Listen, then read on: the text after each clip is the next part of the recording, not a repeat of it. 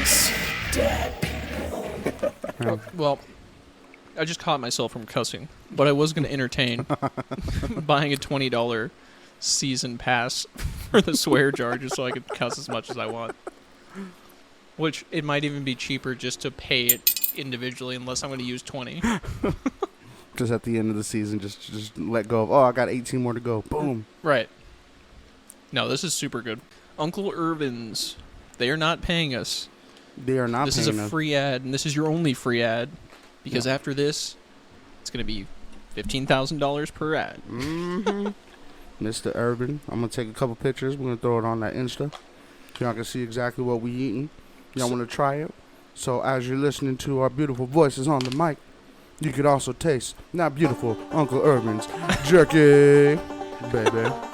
So today, well, man, we got way deep in without introducing ourselves. Welcome to the Icy Dad People podcast.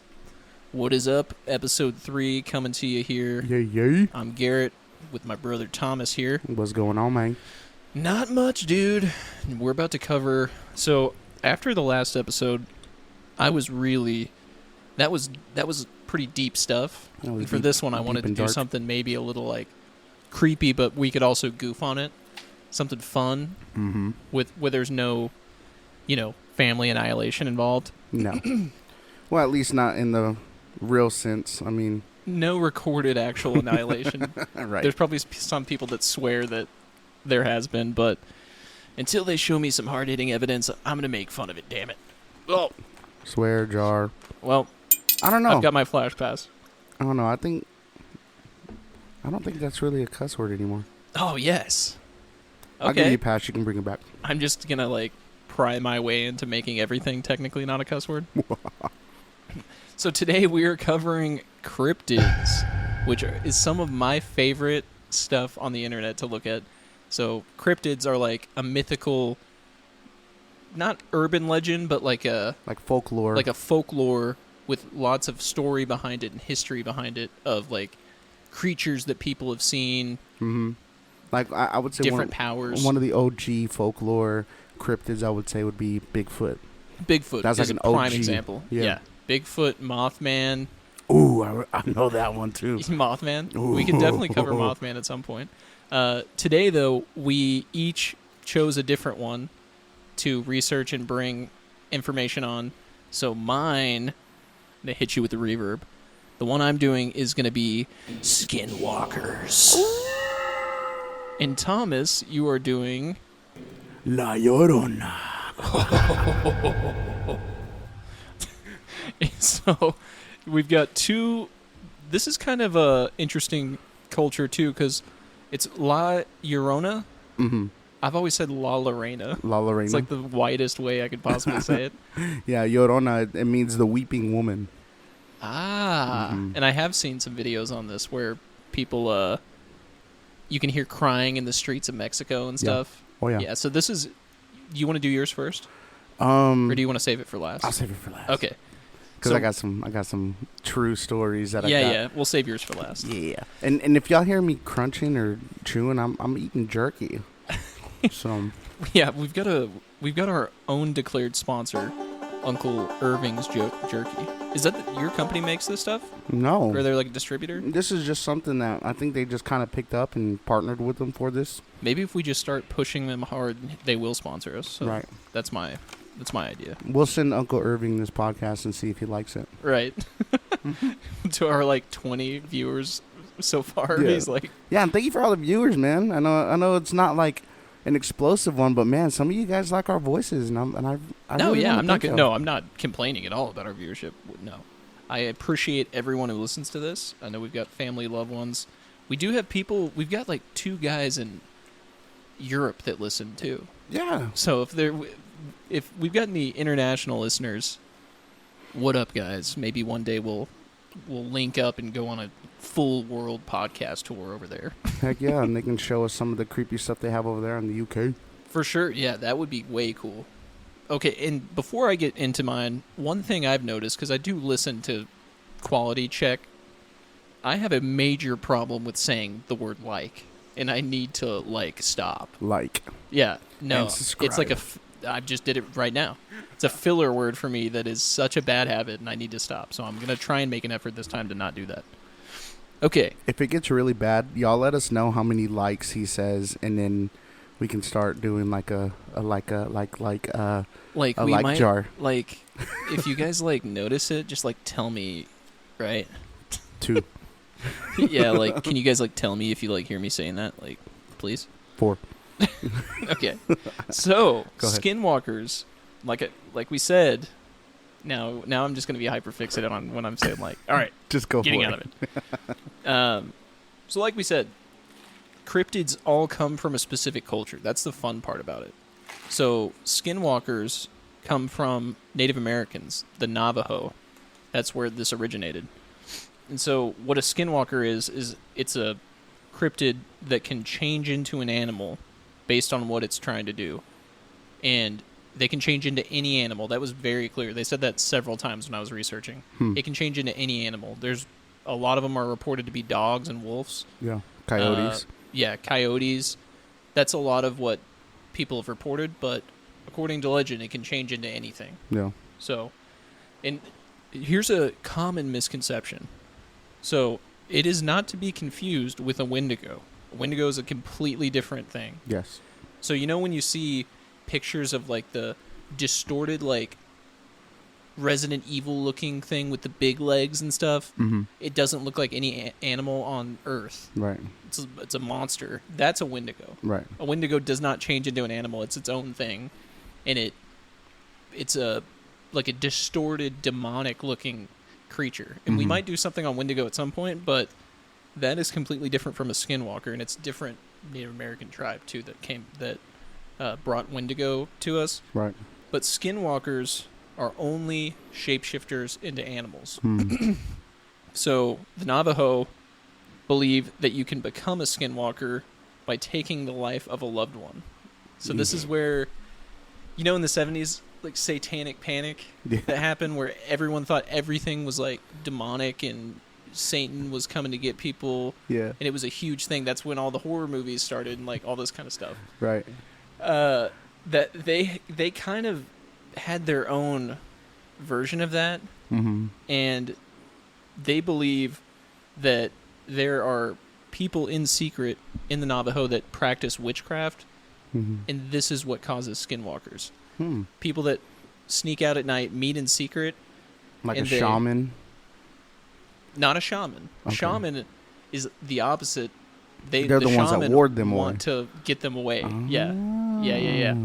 So the Navajo notoriously have blamed Skinwalkers for everything bad that happens. Disease, famine, crops not growing, like having bad harvests. They think that Skinwalkers, it's their version of like demons and the devil in that culture. Right. So Skinwalkers can read minds, summon dead spirits, control other animals, inflict pain without touching you, and they're almost impossible to get rid of without shaman. So the only caveat, it sounds like they're the most badass creature, invincible, but the only caveat is they must keep killing or they die. So the only way is to starve it or have a shaman ward it off. Right. Yeah.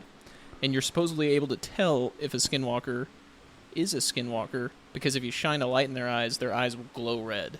I don't know if you've seen anything with Skinwalkers, but they always, any reports of Skinwalkers, people say that their eyes were glowing red. That was like the first thing they noticed about this dog or this coyote or bear or something is that the eyes were glowing red. Oh, man. Well, it'd almost be like shining a light at a dog Yeah. and seeing their eyes glowing back, but theirs are mainly like white and Yeah, it's yellow. like yellow, white. You know, you can see, if you've ever been in, like, we grew up in Texas, you've been outdoors at night, shine a light and see an animal, you can see, like, just white dots in the distance. Right. Normally. This is red. So if you see red, you need to get out of there. No, I'm good. Yeah, exactly, yeah. And when they turn back into a human, their eyes are supposed to look like animal eyes. Big pupils, like almost black, like a deer. And that's how you can tell with a human, according to legend. All right. So for you listeners out there, just start staring at people's eyes, and if they freak out, just say, "I'm just looking." Yeah. Just looking. Yeah. Yeah, just do a little eye check if you ever go on like a hunting trip with someone. Just don't be like that chick from that video where she was like, I'm telling you right now, that guy right there, he's that not lady human. on the airplane. Yeah. Did they ever say what happened with that? So she dropped some edibles or acid or something. Well, the thing was, this kind of goes with the stories that we're talking about right now. So she said she was sitting next to this guy, and apparently he had like a hood on his head, and was just kind of keeping to himself. And then she kind of, you sit next to people on a plane, you kind of look over, hey, how's it going? Sorry if I snore loud or whatever, And he looked at her, but she said his eyes were not human. And he just didn't look like a human person. And so she jumped up and was trying to get out of the plane. And that's when somebody heard the commotion, started the video, and they were like, this is what we got so far. And she was just pointing at the guy, and she's like, that guy is not human. He's not human. So I don't know. She just took some edibles or something and was like tripping out. I don't know. I think that's probably what happened. That's why I will never do that. Can you imagine how big of a nightmare it would be to be tripping balls on a plane and you're in the air and you can't do anything about it? It's something like that happens. It's almost like that black and white film. I don't know if you've ever seen it. Twilight Zone? Yeah, where he's like, there's something on the wing. There's someone on the wing. Something. Yeah. And it's just like some weird gorilla dude. I used to watch Twilight Zone all the time with my mom. Sir, there's no one on the wing. The plane ends up going down. Yeah. Which, if they would have saw him, they couldn't have done. What were they going to do? You just sit there and stare at him until he came over. He was like, hey, tell the pilot to open the door. Right. Something. Yeah. So, like I said, to get rid of a skinwalker, you need to go to a powerful shaman who knows the right spells to get the skinwalker to turn on itself. Is how they called it. I don't know what that means, turn on himself. But based on a book called Navajo Witchcraft, it's an actual novel that someone went and lived with the Navajo and interviewed a ton of people, and they wrote it all about Navajo witchcraft, which is where this stems from. Witchcraft is very bad in the Navajo culture. They think that is evil and causes all their problems. Right. And there are people that actually are recorded practicing that. Right. Because they believe in magic and spirits and all this stuff, and they want to use it to their advantage to get something for them. So I was listening to this lady, and she was talking to somebody that was just interviewing her, and it said Confessions of an Ex-Witch. And he had asked her straight up, and was like, did you like grow up in it, or was it something that you just like, I want to do that, and just started doing it? And she said that she grew up in it. Like, it was just a regular thing that you did. Her family was primarily Catholic, and for some reason, the Catholic religion and this went in hand for her and her family. I'm not saying all Catholic does it, and but she was saying that it was just something they would do. And it wasn't until she got older. She said because they're Catholic, she did witchcraft? Well, it went hand in hand with it. Like, they would pray, like, you know how Catholics sit back and do the rosaries and stuff like that? Yeah. So they mixed the rosary with also doing part of the witchcraft. They would do, like, they do an egg healing. They get an egg, and they pray over you and rub the egg all over you. And they crack it in a bottle of water or a cup of water. And if the egg is bleeding, like if the yolk is bleeding, then it took whatever sickness was in you, and now it like killed the sickness in you. So you gotta let it sit until it like sinks. And like, yeah, and then sometimes they said if the egg is cooked, like they break it and put it in the water, and the egg is cooked, like somehow it like took a demon out of you. I don't know. It's really weird. I was baptized Catholic and never heard anything like that. But this will be a good excuse never to go to a Catholic wedding again and sit for 2 hours while someone gets married. And yeah, sorry, having a you kneel guys do and stand witchcraft. up. I'll go to the reception though. They got some bomb tacos, man. But I'll go to the bar reception, but the ceremony I can't make for religious reasons. But she said, I don't eat eggs. I'm vegan. But no, so but she was saying, but she was actually from Spain. So it was Spain. It wasn't exactly like Mexico. It was like Spain mixed a little bit with Colombia. And so that was just kind of something that they did. That was just how they did things. Interesting. And yeah, so she was just talking about, the reason why I brought that up was she was talking about like the witching stuff, and you said it was almost like you had to turn it on itself, and that's exactly what she said, where you had to remind yourself that the witchcraft is only made for manipulation. Right, to And- benefit you, not anyone else. Right. Witchcraft isn't free. And like Ye- you're taking from someone to gain yourself. Right. Whether it be power, whether it be money, you know, and I'm not saying that once again all Catholics are like this. There are plenty Right. of other opportunities for different religions that do things that would require you to bring like money or sacrifice for like a religious, you know, cleanse or something. I'll bring one more up just to kind of clarify that. There was a guy who said that he was plagued with demons and he had called a priest. And he wasn't necessarily Catholic. He was just a priest, a guy who called himself a priest. And he had asked, hey, can you help me exorcise these demons out of my life? And the guy said, I would do it for $1,500 per demon, and you have 7 demons. And the guy ended up paying him.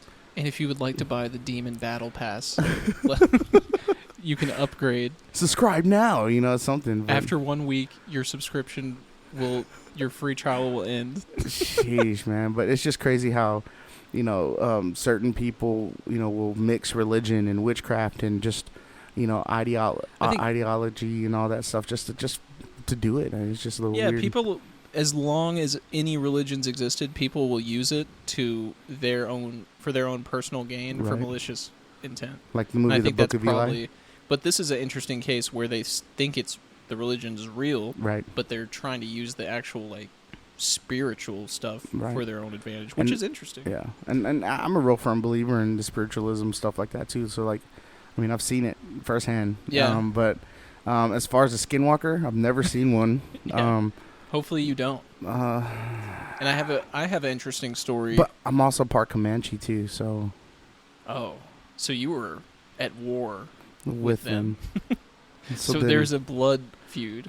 Uh-oh. Would it be like Skinwalker versus Wendigo? They're hunting down. So there's an interesting fact I have about other tribes. So, well, just real quick. So we see this in a lot of cultures. This kind of people turning into animals Mm-hmm. folklore, like Europe, werewolves, vampires. So this is not specific to the Navajo. Right. Just this kind of American version came from the Navajo. There are people who legitimately believe in vampires and werewolves and stuff. Yeah. And that all comes from Europe. But this kind of idea of shapeshifter, Mhm. you know, there's tons of other legends like this. Yeah. So the Navajo, they're actually from like way northern North America, and as we know from history, Navajo were forced out of their homes to go 300 miles south. This is all around the Civil War. Mm-hmm. And so there's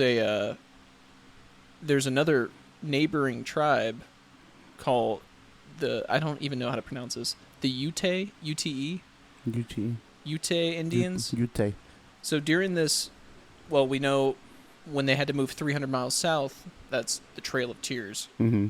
Part of that, where we forced Indians out of their homes. Not even Indians. We call them Indians because Columbus thought he was in India when he landed in the United States. Right. Native Americans forced them out of their homes because we were going to take that land. Manifest destiny. We thought that this God-given land to us, we need to conquer it. And so that was all part of, whatever. That's a whole different discussion.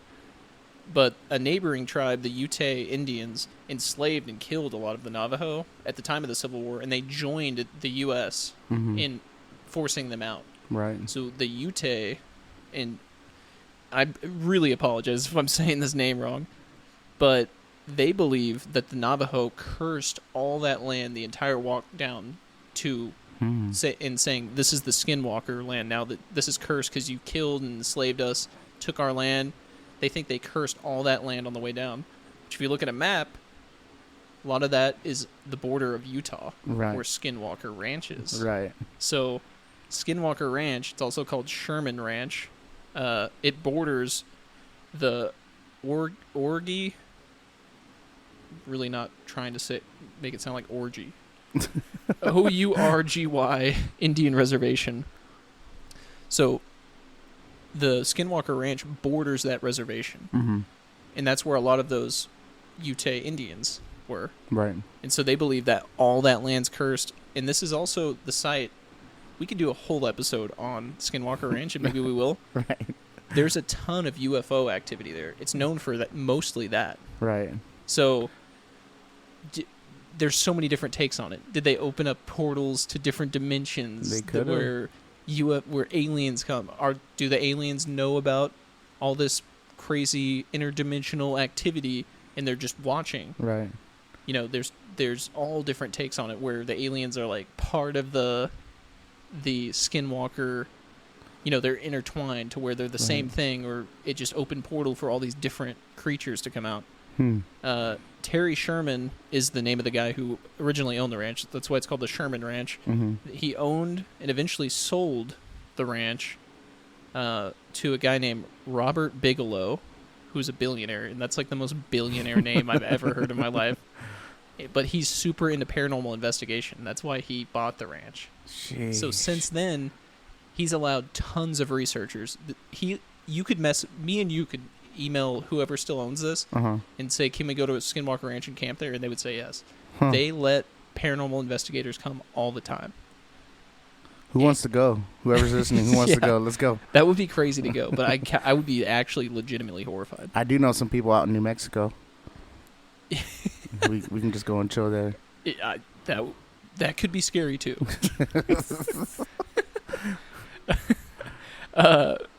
So yeah, since then, multiple researchers have been there and recorded tons of unexplained phenomena. There's a whole movie called The Secret of Skinwalker Ranch. It's by the History Channel. It's a documentary. I've seen it. I haven't seen it, but as I'm scrolling, I've seen it on there. Yeah, I think I've seen it at some point, but it's been a long time. It's also been at night when I'm scrolling by and I see it, and I'm like, not tonight. Yeah, maybe not.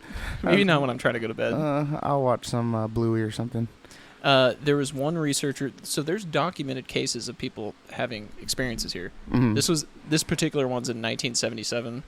A researcher, he's a biochemist, claimed to see a humanoid creature in a tree. He got freaked out, shot at him, and then it just disappeared.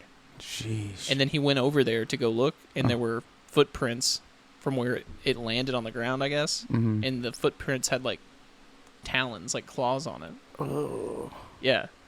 So that's crazy. Oh. He might have seen one before he transformed or something. That is crazy, dude. Yeah, so there's tons of movies. There's a 2002 movie called Skinwalkers. And I just thought this is kind of funny. So that movie was a phenomenon in 2002. Mm-hmm. And, of course, even back then, it's a scripted movie. It's not a documentary. Mm-hmm. People thought it was cultural appropriation because they made the Native American old ladies and stuff very stoic, and they're like, I know there's skinwalkers out there and all this stuff. And then hey brother, be careful, there's skinwalkers on that island. Yeah. Brother, my name is Sits with Wolves. Yeah, stuff like that. Hawk in the background. Yeah, there's like an eagle flying over him. Come with me, we'll bless the land together. It's like really corny stuff like that. The sun sets in the east. So they went and interviewed a ton of Navajo. The sun sets in the east. We must return before the long winter. Do not whistle at night, which is something they actually do believe. This is my daughter. Sits with dog. Yeah, like really corny stuff like that. Oh, you're yellow hair. They interviewed Navajo people. They all freaking love the movie. Heck yeah, dude. Heck yeah, bro. So they were like, cultural appropriation. Yeah. All the Navajo love it. Yeah, it's just like everybody getting on to It's probably Jack Black for Nacho Libre. It's like, Mexicans love that movie, dude, man. I've never met a person that doesn't love that movie. Gosh. Sheesh. Except my wife, because I make her watch it so many times. I love that movie, though. It's the best. I love it. Yeah, so that's kind of that's pretty much the meat of my research I did. And then there was one story that I listened to from another podcast, but I don't even care. I'm telling it on here because I want people to hear it. Heck yeah. So this is a potential, I don't know any other way to explain this but Skinwalker, and the guy didn't even say it was a Skinwalker story, so I'm putting a creative spin on it so I can't get sued. Ooh. So this dude was spotlighting, which You know what spotlighting is? Yeah. I think it's illegal in a lot of places. Yeah, you but just throw a spotlight out, see some eyes, and pow. yeah, he was going and he got a new rifle and he had a night vision. I don't even think that's spotlighting then. He had a night vision scope. No, spotlighting's an actual, like, spotlight. And he was supposed to have a friend come with him, but the friend bailed the last second, Bro. and he went anyway, which I can't imagine in my wildest dreams doing that. I wouldn't do that to you, Garrett. Yeah. Well, if you would, it would be fine. We would reschedule, though. I wouldn't be like, all right, I'm going Splinter Cell style out into the woods by myself. I need to try out my new scope, man. Yeah, so he's going out there to shoot hogs, and he goes out in the woods, finds a place, it, like, perches up, kind of like sitting up against a tree, just kind of getting all his stuff set up. He sounds like kind of he sounded to me like an ex-army guy, like he knows what he's doing and, like, Yeah. not really afraid or anything. Camps a lot, outdoorsy guy. So he gets all his stuff set up, and he starts just looking around. It's pitch black, only, like, barely any light from the moon. And he starts looking around in his scope, and he sees some, like, an animal, or what he thinks is an animal in the brush. Brushes it off, thinks it could be a deer or a coyote or something. Yeah. So he just keeps sitting. With any form of hunting, that's what you're doing most of the time, is sitting. Mm-hmm. And so he's sitting. 30 minutes go by, and he hears in the distance some, like, more in that same area, like the animals rustling around or something. Mm-hmm. And he zooms in, and it's a guy walking out of the bushes. Oh, shit. And he's, like, stumbling around, like, he described it like he was drunk or like something? like maybe he thought he might be drunk, but it was weird looking, like stumbling like you would think a zombie or something, you know? Yeah. And so he sees this dude, and he zooms in a little more, and the dude's completely naked. Oh, my God. And so he sees this guy stumbling around, and he's like... Shoots him. No. Well, he's like, okay, well, what do I do? This could be a random drunk dude. It could be a crackhead, right. Some crazy dude. Do I call the cops? He's also in a remote location, like out on some property, so cops aren't going to get there anytime soon, even if he calls. Right. So he just kind of sits for a minute, and he's just keeping his scope on him, finger off the trigger. He's not trying to shoot him or anything. Yeah, just watching him. Yeah, just watching. And the dude walks over to the spot where he originally sat down. He tried out like 2 or 3 different spots to see what would be best for his gear. Mm-hmm. He went up to the spot where he just came from when he first got there, and is like sniffing around. Dude, so he's like catching his scent. Yeah. Oh, shit. And so he's like kind of freaking out at this point. And so I'm getting like goosebumps even talking about this. Yeah. And when I heard this story, I was glued to the podcast. That's so trippy, dude. And so he's sniffing around, and the guy kind of like starts trying to gather his stuff to get out of there. Yeah. And he's looking down the scope, and the thing turns around and like looks right at him. Straight at him? Yeah. Oh, my God. And then it just takes off running at him. Oh, Yeah. no. And this is like a scope, so it's probably still 200 yards away. Yeah. But he gets his stuff together, starts going, like gets another spot further toward where his truck and stuff is, and looks back, and the thing is still like, it's not running at him anymore, but it's at the previous spot that he just was. Oh, shoot. And he makes another noise, and it looks at him again, and it's like smiling. It's like a smiling person. So at this point, he does fire. He intentionally fires a shot over his head to be like, get away from me. Yeah, like, I'm going to get you. Calm down. And the thing starts like coming toward him again, but he was able to get in his truck and get out of there. Bruh. It's crazy, right? Ugh. I know. That's so like, I can't imagine the amount of fear that I would have if that happened to me. I wouldn't be out there in the first place. I'd be more mad. I'd be like, man, freaking Garrett over here saying he didn't want to come, and this dude's out here butt naked. Could you imagine how pissed you'd be? Yeah.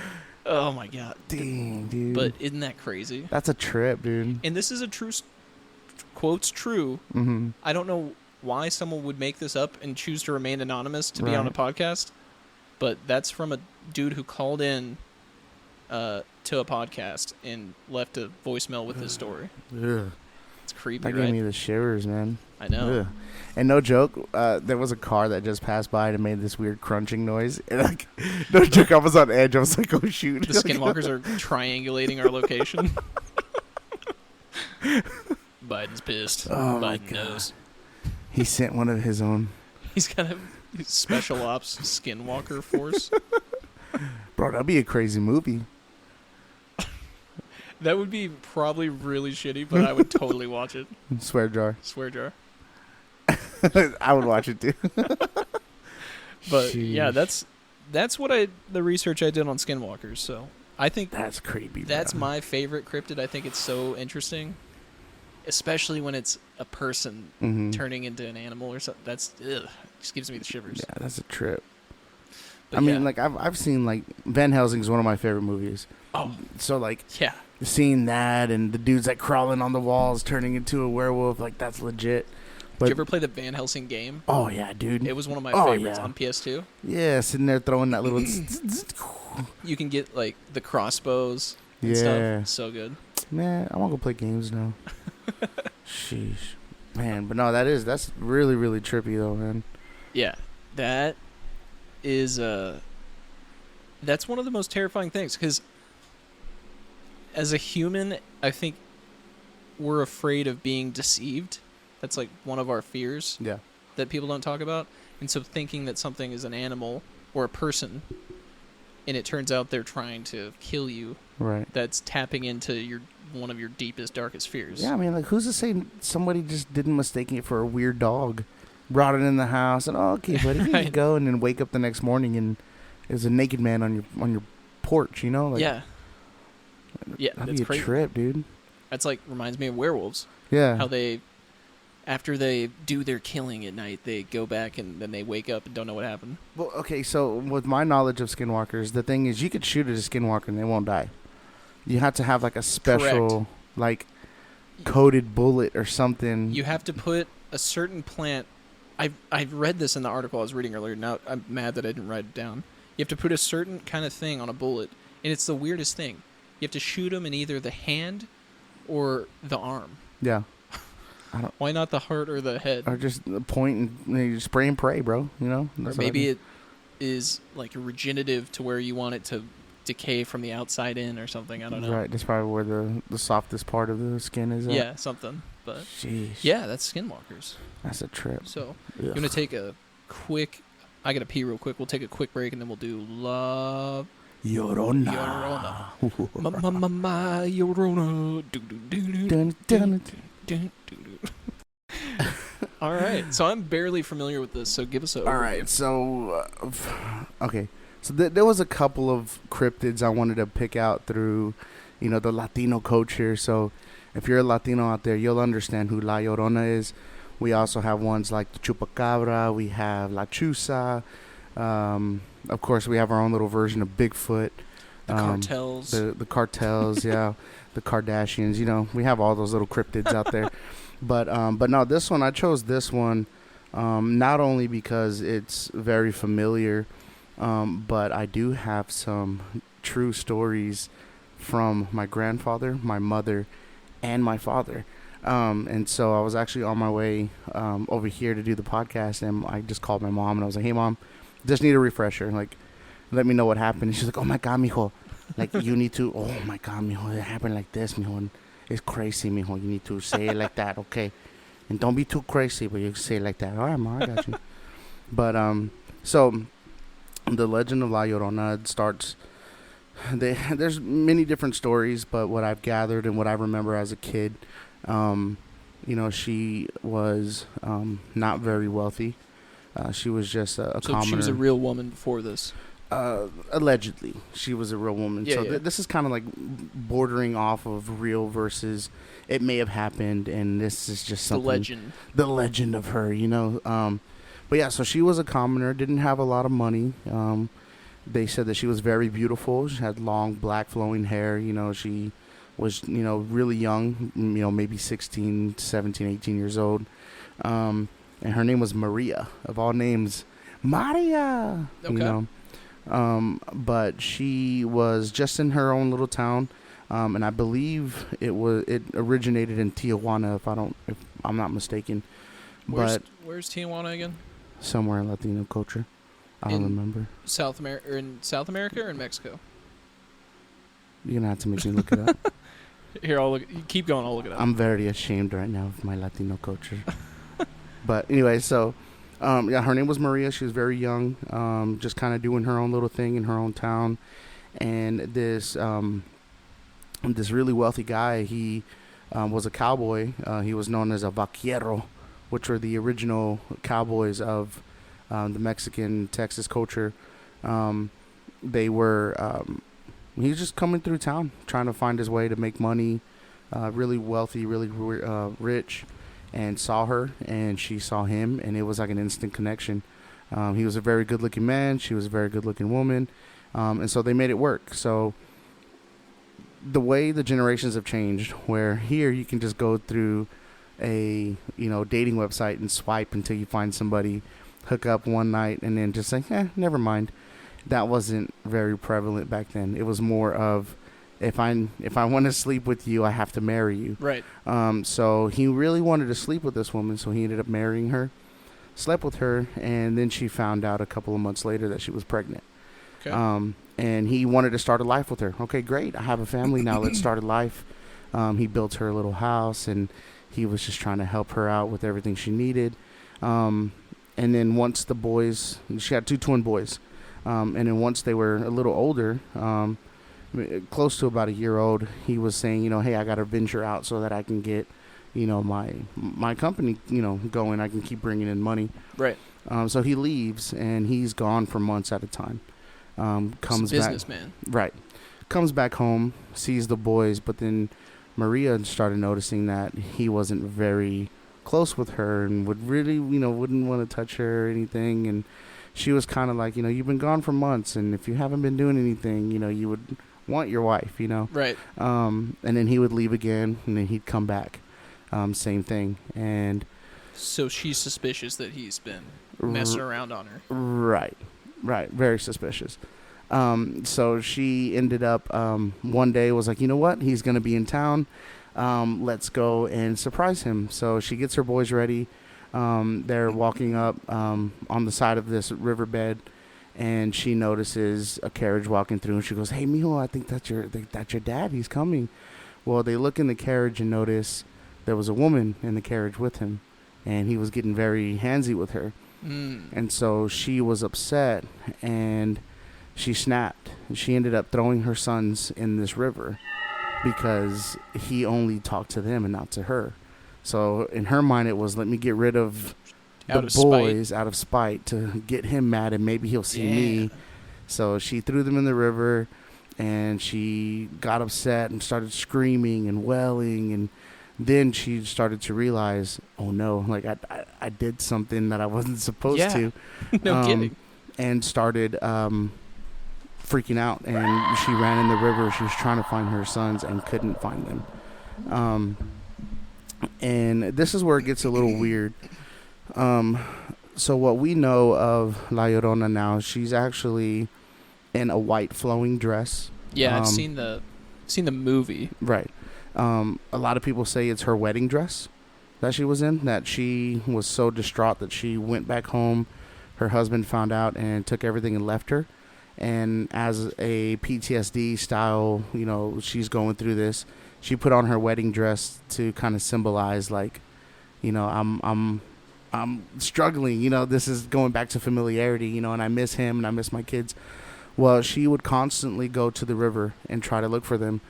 Some stories say that she would go in her wedding dress because she was trying to complete a circle of her wedding, her husband, her kids, to the point where she wouldn't eat, she wouldn't drink. She started to resemble a skeleton. This is when she's still alive? Right. And then eventually they ended up finding her body on the side of the river in her dress. And a lot of people say she was cursed to walk the earth for all eternity to try to find her kids. Like, that was her curse. She killed him. Right. And so I actually made a correlation to this. And it's really cool how this came out to be.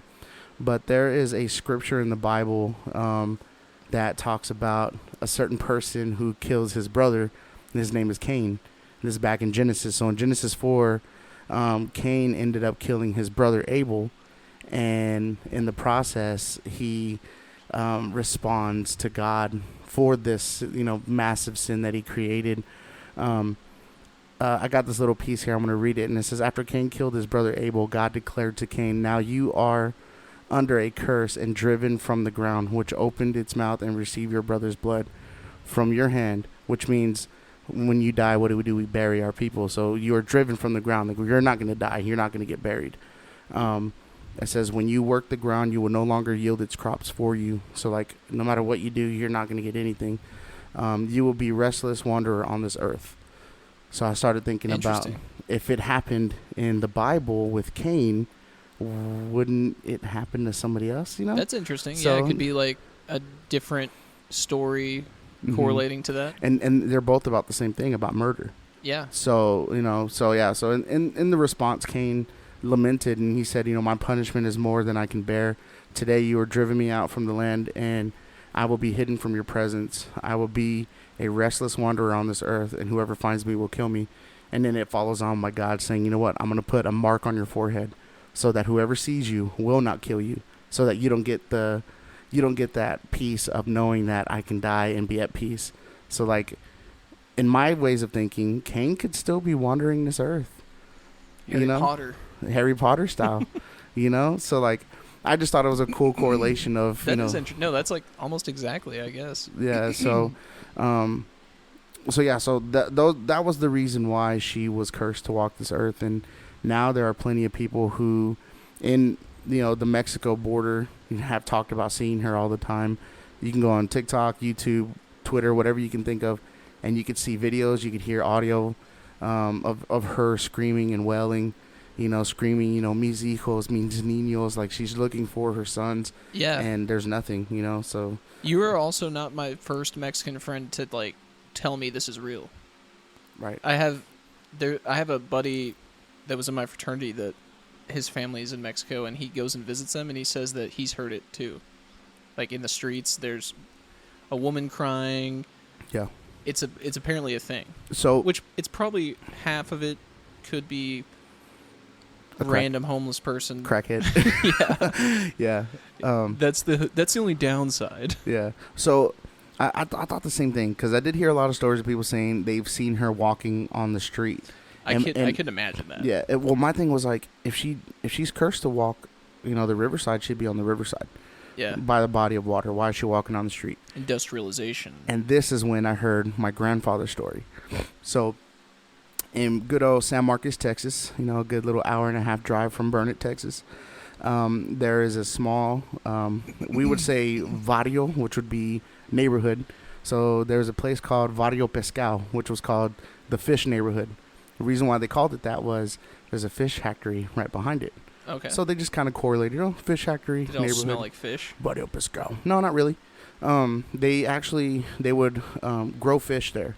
Like, they would, have them mate, and then it would, like, fill up the tanks, and they'd take the fish out, and then it'd just keep, that was just their way of doing the system out there. And so my grandfather, my mom actually told me, my grandfather is no longer with us, but what she told me that her dad would tell her all the time, hey, this is one of the reasons why my mom would say, when the lights turn on the streets, make sure you come home. And it was because my grandfather put that in her brain, La Llorona's going to get you if you don't get home. So we're like, but she said that they were playing outside one day. It was dark, and that my grandfather had opened the door. Hey, y'all need to get inside right now. What door? No, we're playing. No, get inside right now. And so they run inside, and this is right here in the middle of San Marcos, Texas, right next to a place called the Isla. So if you're from San Marcos, you're going to know who the Isla is. And we used to go swimming there all the time as a kid before I heard the story. If I would have heard the story back then, I probably wouldn't have swum in there. Anyway, but right next to I think it was called Black Pipe, and that's like where you would do it, all the rivers and stuff are right there. So he was telling them, y'all need to get inside right now, get inside.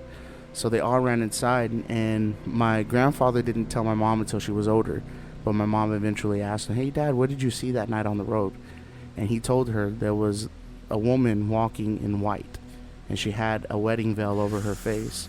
And he said, chills. Not only was she walking, but he said, I couldn't see her feet. And she was like floating, almost like a float.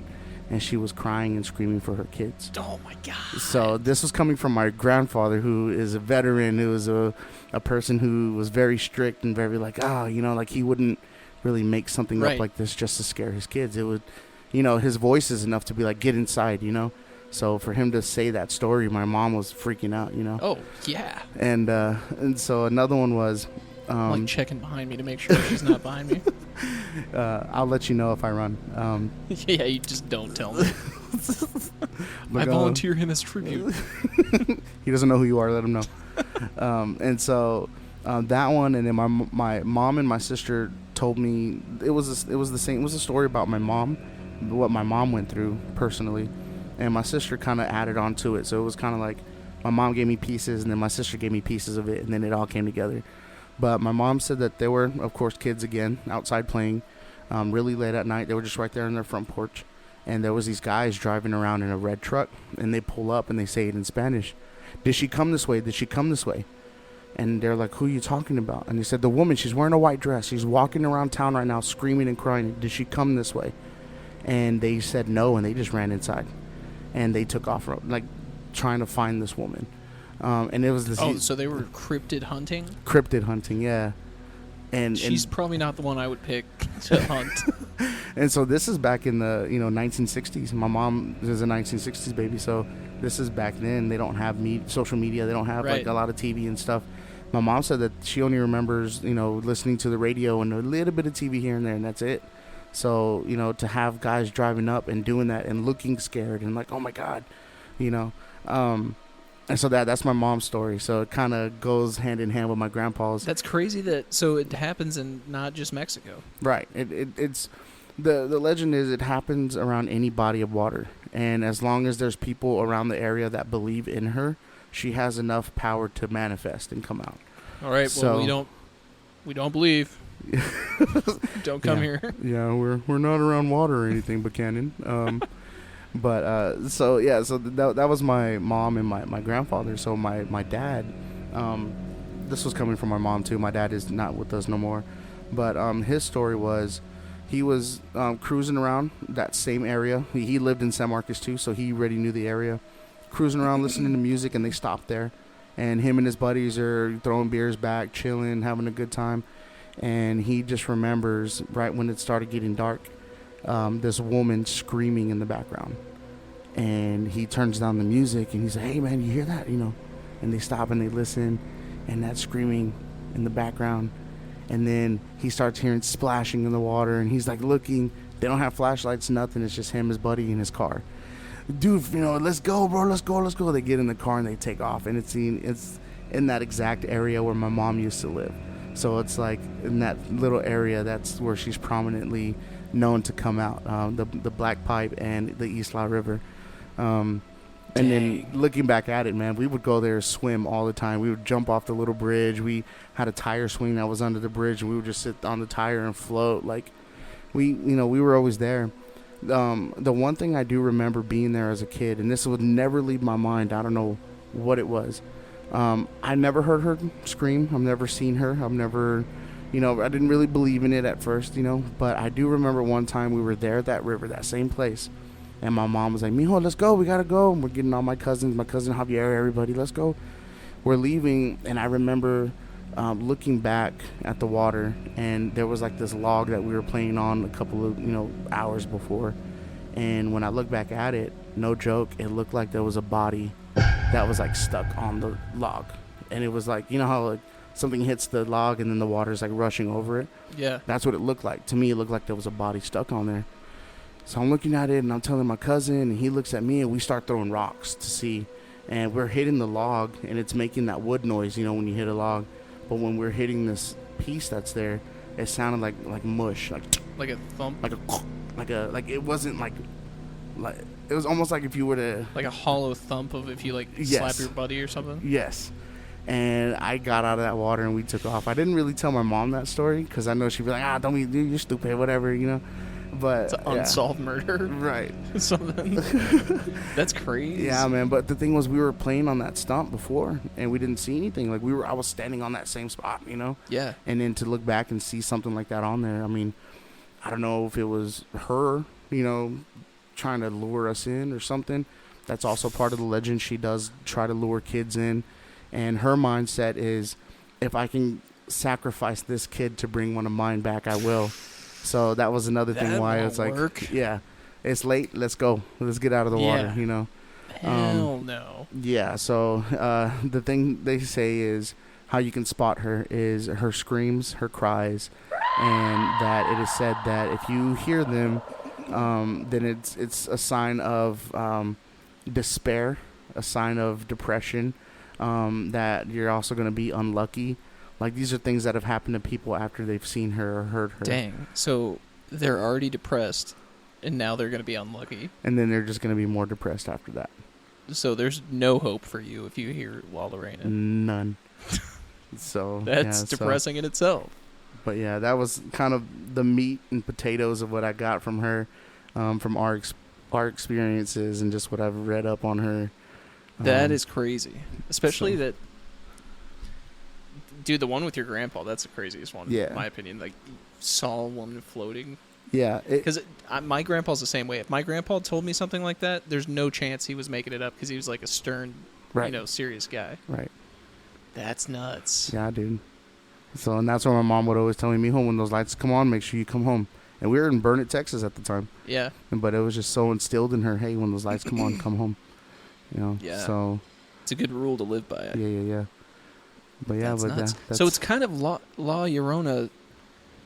I thought the legend was different. I thought she got murdered by her husband or something. I didn't know she went kind of psycho, and it's kind of on her. Yeah, that so she's cursed. There's a lot of different movies that have been out, and a lot of them kind of stay true to it in a sense, and then they kind of do their own thing. Like the last one we saw was this little girl put salt on the door, and then her teddy bear's on the other side of the salt, so she's like reaching over to grab her teddy bear, and she accidentally knocks the salt away with her knee, and so it gives an open portal for La Llorona to come into the house. Like, it's weird. Those are like weird, like mythical movie things, right? But just what I remember growing up, it was, you know, she can show up anywhere at any time, and you know, kind of wreak havoc in her own way. That's crazy. So. Well, dang. That's scary and depressing. Yeah. Yeah, that's definitely the biggest legend to come from Mexico, right? With like cryptids and stuff. Because I've heard that from so many people. Yeah, so I think that's the more credible story that I've seen. A lot of people have said the chupacabra was one. Yeah, that could be bigger. So I don't know. Yeah, that just a humanoid creature that sucks the blood out of the animals. Yeah. Which there's proof that it has happened. So I mean that might be another story. Yeah. But I mean the chupacabra, the lechuza is a witch, a Mexican witch that does witchcraft, and she turns into a giant 8-foot wingspan owl at night. Oh my god! And Can that you imagine? and just like the Skinwalkers don't whistle at night. The same thing with her. Don't whistle. If you see a bird in the tree, don't whistle because she will come at you. And and I'll throw this last little story in just to kind of touch on the lechuza a bit. But one time I'm a spray paint artist, so I'm doing my spray paint. I'm actually here in Burnett, doing it in my backyard. And no joke, it's like 2, 3 at night. It's cold outside. Like, I'm just trying to get these paintings going because I just need to make some money for Christmas. And the next thing I know, I hear a woo, woo, and I'm like, oh shoot, man, there's an owl around, not even thinking about like See, I get kind of hyped when I hear an owl. Yeah, and so like I want to see it, and so I was like, oh, that's kind of cute, whatever, And so I'm still going, and then out of nowhere I start feeling like I'm being watched, and I'm like, oh man, I hate this feeling. The back of my porch was in front of a big open field. We've heard coyotes cackling, so I'm like, oh man, all right, I need to hurry up. So I'm hurrying up, and then I start hearing these little thumps on the floor, boom, boom, boom, boom, and it sounds like something's like walking up to me. And dude, I start freaking the hell out. So I'm like, you know what, dude, I'm gonna hurry up. And so I'm starting to put all my stuff away. My kids are asleep, my wife's asleep, so I can't ask for help by myself. I'm doing all this. I turn around and look, and I shine my flashlight, dude, and there's like 6 to 8 little eyes looking right at me. They were baby owls. And they fell out of the tree. That's what the noise was. Aww. And so I freaked myself out. And they were small, like probably the size of my little bottle here, jumping around. Oh, no, that's sad. I was like, that's cute, Well, then I started seeing them scratching at the floor, and they're looking for bugs. And I'm like, oh, Well, that's just what owls do, you know? Yeah. And so I was like, oh, that's cute. So I'm trying to find my phone so I can take a video. And right as I get my phone, I hear, like right above my head, dude. And I look up, and there's an owl standing on the tree with her wings wide open, and she's flapping. And I'm thinking she's telling me get away from my kids. Right, probably. And so I'm just like, okay. So I start walking back real slow. I open the door, and I just lock it real quick and turn off the lights. And as soon as I go inside, the first thing I thought was, dude, what if that was a lechuza, bro? I've never even heard of that one. That's kind of badass. What if so it's a mix of the witch that turns into an owl, but she still has her human features.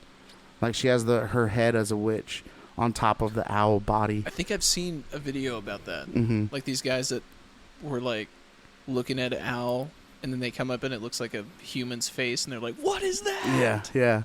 So that's another little Mexican cryptid that's out there. I've got chills overload tonight. I've gotten the chills so many times. Now I'm like in a kind of like creeped out mood. Yeah, man. Like dreading going to bed when my wife's at work now because I'm like, I'm freaked out. I'm actually home alone this week. My wife and my kids went to California. No joke. Oh, really? They're actually staying the night at the Redwoods, the big Redwood thing. No kidding. Yeah, they're out there. So they're Dude, staying. I've wanted to see that for my entire life. I bet that's awesome. I tried to go last time we were there, and she was like, "Oh, we don't have time." And then now that I'm not there, no, my kids are there. Those trees are like 300 feet tall. How tall are they? It's like 100 feet, right? They're huge. Well, she said some of the trees are like they carved into them so that they can drive their cars through them and like walk through them. Like that's how thick they are. The trunks are as wide as a like shed or like a small building. And they're like I think was it 6 or 7 stories high? Like they're huge. So it's the biggest trees in the world, right? Yeah. Yeah. So I've been to Florida, and there's been big trees out there, but these are bigger. So I'm like, okay. Dang, I'm jealous. But, I love California. I don't love the California traffic, but I love California. Yeah. It's a nice place to be, man. I've never been to Northern California, though, and saw the redwoods. Yeah, that's where they went. So, yeah, I'm going to be at home by myself tonight. So, just at least you have Thomas and your 2 pups. I'm by myself. I'm going to just watch Bluey all night and just... just put something funny on. Yeah. I might watch, like, Dumb and Dumber. That's, like, one of my favorite movies of all time. I definitely need some humor to spice up my mood here. Right. But that was creepy, man. That was good, though. I feel like this was a really good episode. Yeah, I like this episode a lot. You know. Maybe I'll start editing it tonight. I don't know. That's what's up. But I'll definitely this will be out within the week. Heck yeah. For sure. So. Yeah. Yeah, I think I'll do that. I'll put on a funny movie and then edit this or something. with my dogs near. I don't know. I act like my dogs would defend me. They definitely wouldn't. They'd be Donnie, the first one to take off. Donnie is essentially a rabbit. he would just. I don't know. For those of you, I'll post a picture on our Instagram story or something. I have an Italian Greyhound. He's a miniature Greyhound. He weighs 13 pounds. And he's super fast, but he's afraid of everything. Jeez. He's just a little cuddle bug. Today, I don't know how that dog would survive in the wild. I don't think it could. This is the result of only human breeding to make a tiny Greyhound. Today you opened the door and he ran out, and I said, "That's a water rat." I was like, "Oh God." Yeah, he looks like a little... I have a picture on my phone. He looks like a really small version of Professor Lupin from Harry Potter. You know, the werewolf guy? Yeah. Where he's just like really skinny and gray. He's your own personal cryptid, bro. Donnie is a cryptid. Dude. I have plenty of pictures of I'll post some cryptid pictures of Donnie. He'll protect you. Yeah. He's straight down like a hound. He might just protect me in the sense that they might think that there's like a demon, like a cryptid in my house when they break in. Yeah, there you go. But this was fun, man. Yeah, man. Next episode, I don't know what we'll do next. We've got so much potential here. So many ideas flowing. Yeah. I kind of want to do something. I kind of want to keep it goofy, like goofable, mostly, because it feels bad when we're covering something super serious and like trying to be funny, keep it lighthearted. Yeah. Because it's kind of just poor taste, but we'll definitely do more murder stuff, more ghost cryptids, but yeah, we'll throw a little funny in there every now and again. Yeah, for sure. So, but I had fun, man. Yeah, it was fun. It was great. Sorry that we couldn't have Will on the podcast. Yeah, Will's today. Man, Will's got a busy schedule, but he'll be out here again. Dude is like Need to bribe Superman. him Dude with is another Superman, bro. Japanese whiskey. Yeah. But, Yeah. well, thanks for listening, guys. This has been the I See Dad People podcast. I see dead people. Y'all have a good one. Later, guys. Later. Peace.